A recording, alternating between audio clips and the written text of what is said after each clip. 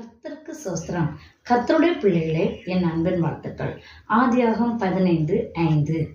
அவர் அவனை வெளியே அழைத்து, நீ வானத்தை அண்ணாந்து பார், நட்சத்திரங்களை எண்ண உன்னாலே கூடுமானால் அவைகளை எண்ணு என்று சொல்லி, பின்பு அவனை நோக்கி, உன் சந்ததியை இவ்வனமாய் இருக்கும் என்றார்.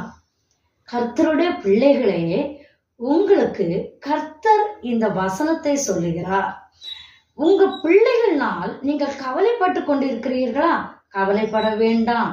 பிள்ளைகள் ஆசீர்வாதமா இருக்க இந்த வசனத்தின் மூலம் கர்த்தர் உங்களுக்காக தான் சொல்கிறார். உங்கள் பிள்ளைகளை குறித்து நீங்கள் கவலைப்பட வேண்டாம், நீங்கள் சஞ்சலப்பட வேண்டாம். கர்த்தர் சொல்கிறார், உங்கள் பிள்ளைகளை வானத்து நட்சத்திரங்களை போல அதிகமாய் ஆசீர்வதிக்க போறாங்க. நீங்க அதனால் கர்த்தரிடத்தில் வாஞ்சாயிருங்கள், கர்த்தரை நீங்கள் தேடுங்கள். ஏசப்பா, என் பிள்ளைகளை ஆசீர்வதிங்கள் என்று சொல்லுங்கள்.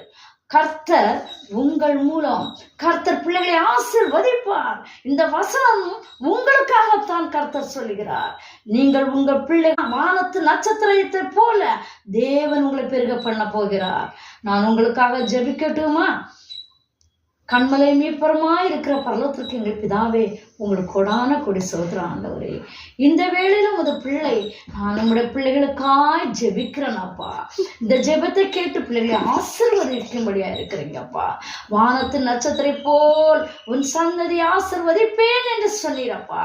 பிள்ளைகளுக்கு ஆண்டவரே, பிள்ளைகளை குறித்து கவலையோடு இருக்கிற பிள்ளைகளுக்கு பிள்ளைகள் கவலைகள் மாற, வானத்து நட்சத்திரத்தை போல பிள்ளைகளின் சந்ததி ஆசீர்வதிக்கவே ஆசீர்வதித்தாரலாம் ராஜா.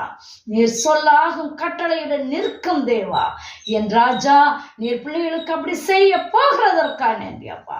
இயேசு கிறிஸ்து நாமத்தின் இந்த ஜெபத்தை ஏறெடுக்கிறேன் பிதாவே. ஆமென்.